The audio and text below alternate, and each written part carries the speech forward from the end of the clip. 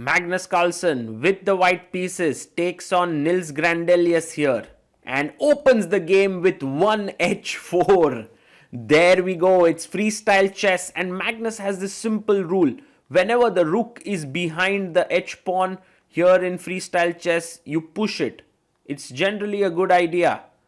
The king, rook, bishops, knight and queen. This is how it is. This is the battle between Sweden number 1, Nils, and Norway number 1, Magnus. Of course, Magnus is not limited to being number 1 in Norway. He's also the number 1 player in the world. E5 played here, and Magnus pushing his h-pawn down the board. In a normal game of chess, in our standard position, this would have been a fatal idea, giving black a very nice position. But in freestyle chess, this looks pretty good. h6 by Nils, stopping the pawn from moving ahead. And now, what is Magnus's next move going to be? He pushes his pawn to b4. Very bold moves by Magnus there. He attacks the e5 pawn, opening up his queen. He still has to think about his bishops in the center of the board. He'll do so, but first, the e5 pawn has to be taken care of, and d6 played here by Nils.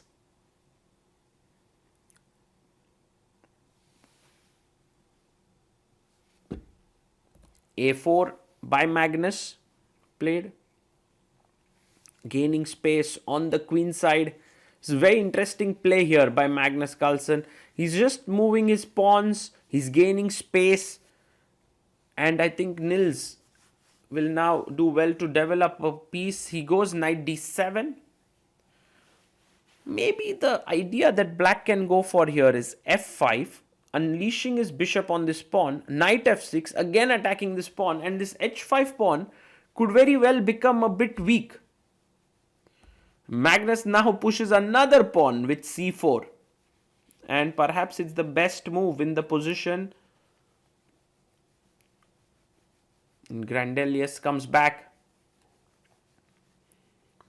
and I think his move also makes a lot of sense, gaining space in the center of the board.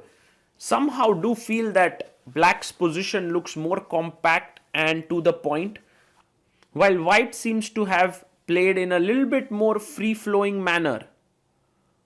Knight comes to c3. He brings his knight out,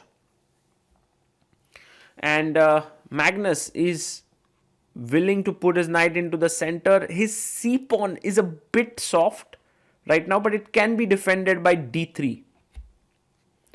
Let's see what Nils does. He goes bishop f7, the best move in the position, attacking the pawn on c4. And Magnus now has to decide what his plan is going to be here. He goes for d3, defending the pawn on c4. The way in which black can really put a lot of pressure perhaps is with rook e8 and e4 break, if that could come up. But he goes c6, which is also a fine move. Two things here. One is that he could pop out the bishop on this diagonal if needed. The other is he bolsters the center. e3 played here by Magnus. Pushes his pawn further ahead a bit. Pawn to e3.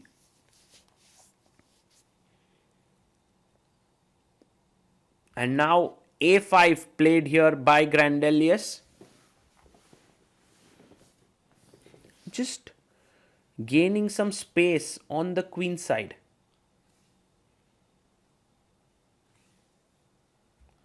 And now b5 played here by Magnus Carlsen. It does give black the c5 square, also the b6 square. And Nils does put his bishop on this diagonal with bishop to b6. Very difficult to assess who's better here. Black is surely struggling with his queen's position on a8. But apart from that, his position looks pretty okay. Bishop e2 by Magnus. Just a slow developing move. And now the knight comes out to e7. Black's position looks very coordinated for the time being. Also, the queen can now enter in, queen e8 if needed. Magnus plays his knight to b3. He does find a small chink in black's armor. Maybe the a5 pawn could be a potential weakness there.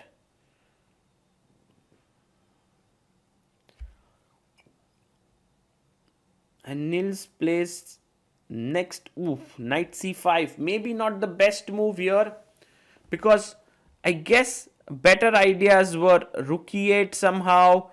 But knight c5, what he's done with this is he's trading one of white's not so active pieces, the knight on b3, for his very good knight on d7, which could have potentially gone to f6.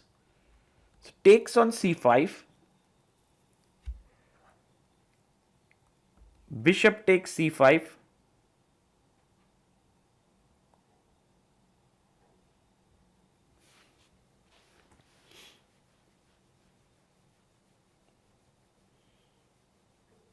And now Magnus brings his queen to d1. Well, just defending the pawn on h5, also improving the position of the queen.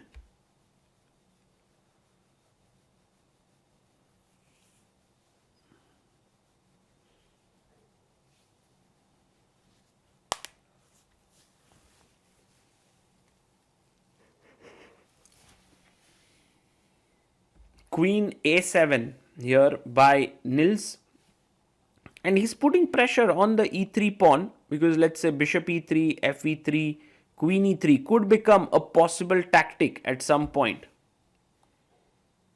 And rook h4 by Magnus.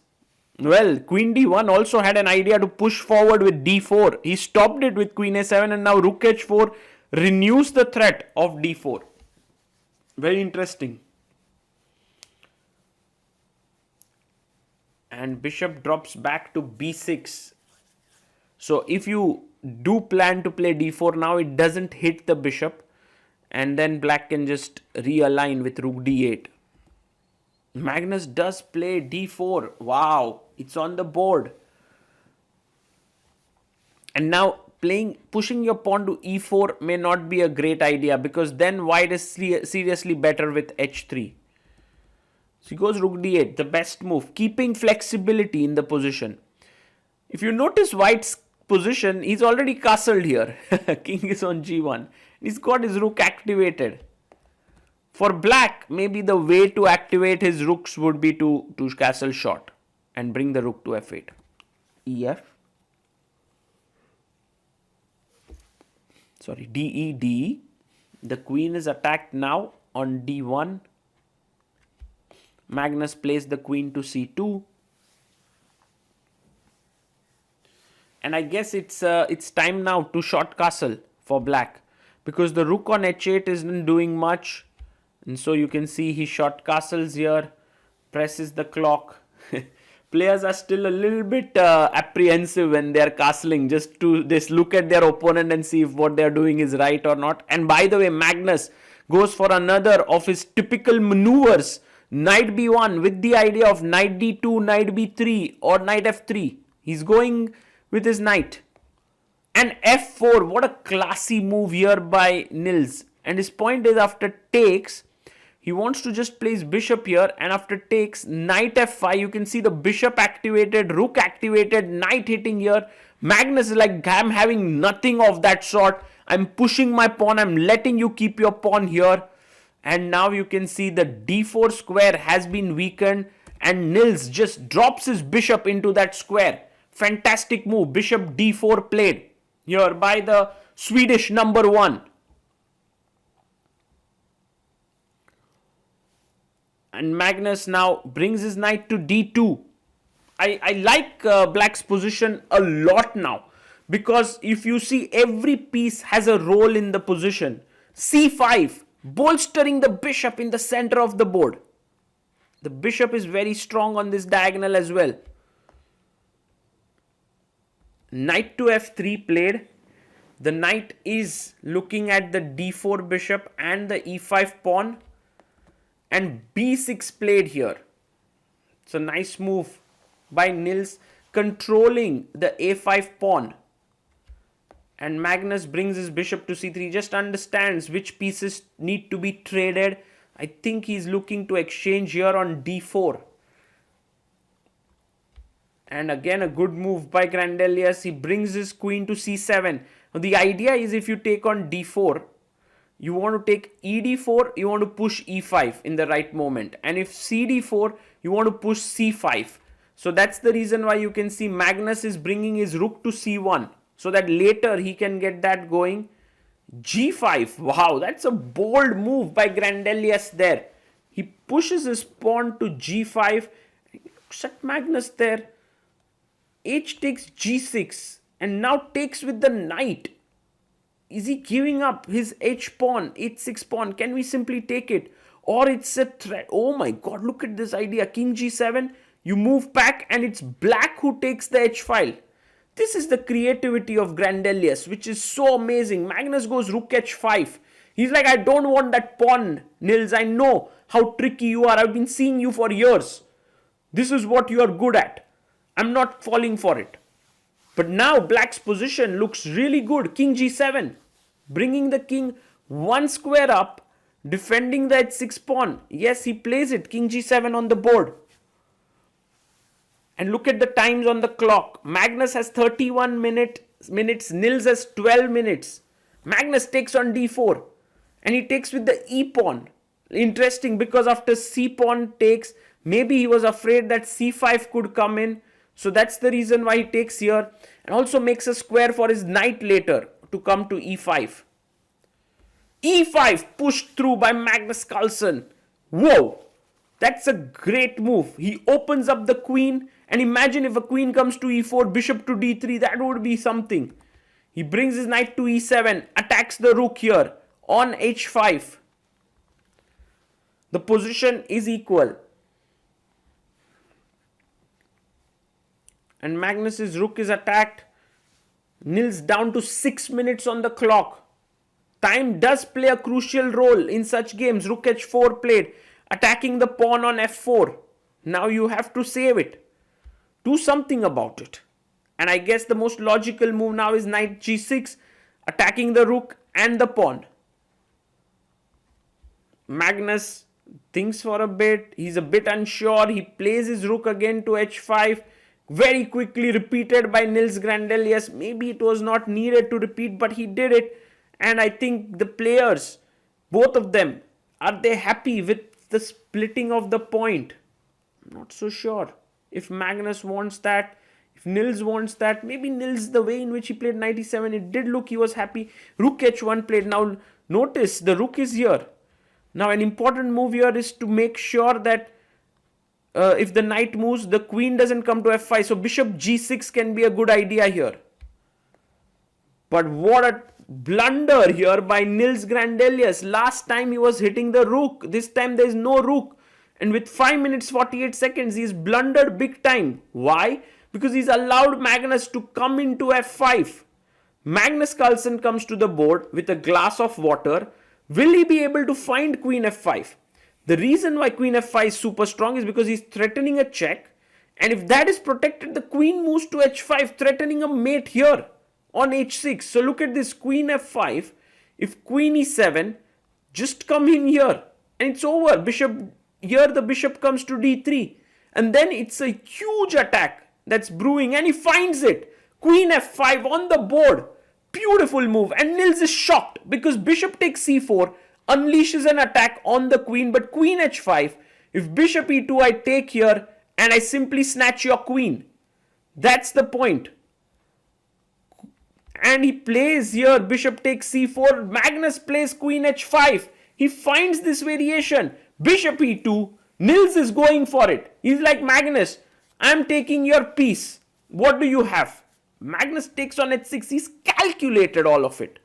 King goes to g8. Yes, that's a better move because if king f7, we just saw, you drop your queen. So king g8 played, but now your knight is falling. And Magnus is like, okay, I'm taking this knight. Queen takes g6. Queen comes to g7. blocking the queen.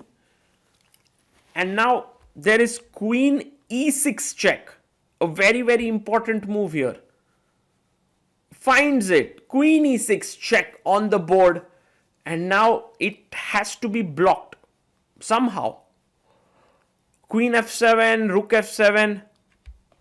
He plays rook f7. And now there's a very, very insanely strong move, which is rook h6 with the idea of rook d6. And Magnus finds it. Rook h6 on the board. Super strong move. Threatening rook g6. And now bishop d3 played.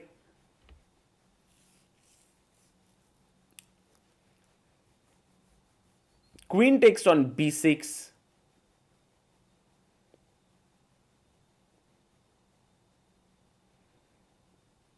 And rook jumps to f8 because the rook was hanging. If you see now, white is a pawn up, and also the black king is in shambles right now. But how to finish him off? Do we snatch another pawn here? Magnus says, why not? Rook takes c5 on the board, and Carlsen has like 8 minutes 15 seconds. Nils is down to last 30 seconds. He could very well resign here, but bishop e4 played, attacking the knight. One of the things that Magnus does incredibly well, rook c6. Oof, what a move, by the way. What a move. Because now the threat is really rook g6, bishop g6, rook g6, which is winning. So if you take here, he goes rook b7. But if you take here, bishop takes, then queen c6, and then just push the b pawn down the board. So he goes rook b7. He takes the pawn on d4.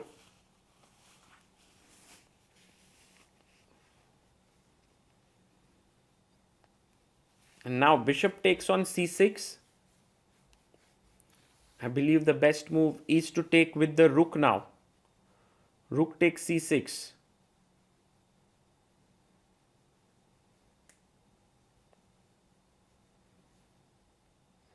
Oh, he's making an intermezzo. Oh, queen c4. Wow. That is some alertness of next level. He's actually going to take this with the queen. Wow. Queen f7 played.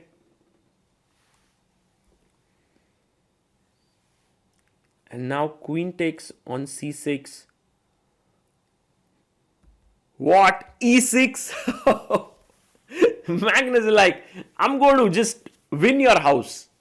I'm going to win your house completely. Queen g7 played. e7 check. So clinical. So clinical. Rook f7. And you can't queen here, which you would love to because the bishop's there. So why not snatch the bishop now? Takes it. And now the rook is hanging. Rook g6 is threatened. The queen is threatened. There's too many things happening here. And it is game over. He goes for a check on a1 just to get his queen out of harm's way from rook g6. Magnus plays his king to h2. And now, yes, the logical move to take the pawn. Is there a mate now? That's the question. Does Magnus have a mate somewhere? Is queen c8 check the best move? Is queen g6 check a move? He finds queen c8. And after rook f8, aha, the move that could be super strong here is queen g4 check. And of course, if queen g7, there is rook g6 winning the game. It's the end of the game. So rook g7 makes a lot of sense. And he plays it, rook g7. And Magnus now has a great move, queen e6 check. Amazing how Magnus sees all these patterns so rapidly. Rook f7. And is it time to get the knight into the game now? The rook and queen are working overtime. The knight comes in and says, guys, relax. It's the win is in the bag now. Knight e5 attacking the f7 pawn. There's a pin here. f3 played by Grandelius, hoping for some final fireworks if rook g2 comes in or if takes queen g1 check. But those things aren't going to happen now. Magnus is switched in, he's switched on. He will find the winning move, knight g6. What a move. The threat is queen e8 check. The threat is rook h8 mate. Too many threats here. I believe it's time to throw in the towel here. Nils Grandelius played really well until the major part of the game.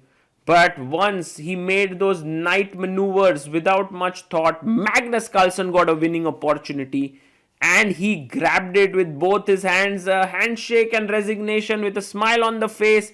Magnus is relieved with this victory. He moves to 3 out of 3. It's not an easy tournament. He had to play 2 games in a day. It takes a toll on your energy levels. But Magnus is Magnus. He manages to score the win. And he had to be very alert when the opportunity presented itself. You can see from the body language of the players that they are very good friends with each other. They're trying to discuss about what they could have done better. And yeah, that's also one of the nice things that you get to do at open tournaments. You get to analyze with Magnus, which is really, really amazing. For now, I hope you enjoyed the game. It was a wonderful freestyle game. And for now, 3 out of 3 for Magnus with 6 more rounds to go at the Grenke Chess Open 2025.